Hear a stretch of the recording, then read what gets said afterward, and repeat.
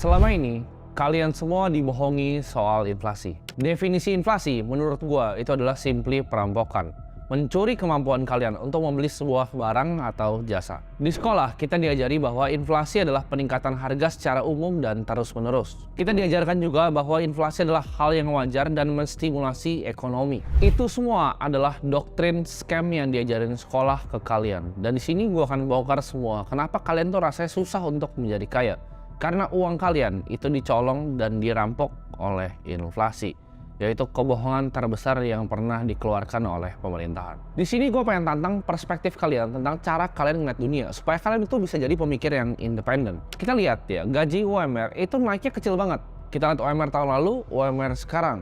Kenapa karyawan itu gaji naik kecil banget, sedangkan bahan-bahan di sekitar kita, mau itu telur, mau itu cabai, naiknya cepat banget. Mau itu rumah, mau itu biaya pendidikan anak, mau itu biaya kesehatan, itu naiknya jauh lebih cepat dibanding kenaikan gaji kita. Coba kalian pikir, karyawan itu nggak pernah naik, tapi biaya universitas itu naik 15% tahun ke tahun. Biaya sekolah juga sama, 10-15% tahun ke tahun. Inflasi ya, di Maret 2022 itu 2,64. Dan di Desember 2022 itu 5,51. Tadi saya sampaikan secara year on year, inflasi di bulan Maret ini sebesar 2,64%. Dan kalau kita tarik ke belakang, Bapak-Ibu sekalian, ini merupakan angka tertinggi sejak April tahun 2020.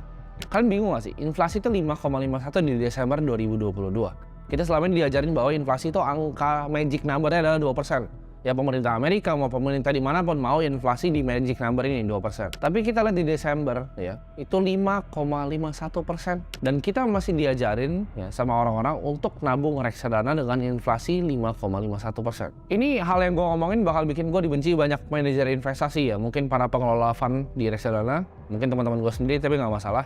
Gue di sini untuk bukain mata orang-orang. Berdasarkan data dari Infovesta 2022, reksadana saham itu banyak banget yang bahkan minus performanya. 1-2% bahkan minus ke bawah. Jadi kalian bayangin nggak? Kalian investasi karena kalian nggak mau tergerus dengan inflasi, yang ada kalian malah minus, inflasinya 5,51%. MI tambah kaya, kalian keluarin uang kalian ya, karena return itu nggak pasti reksadana. Yang pasti itu adalah apa? Expense ratio dari manajer investasi kalian. Kalian bayar tuh 2% sampai 5% bahkan. Ada yang 4%. Kalian bayar 4% cuma buat dibeliin bank-bank kayak BCA dan BRI.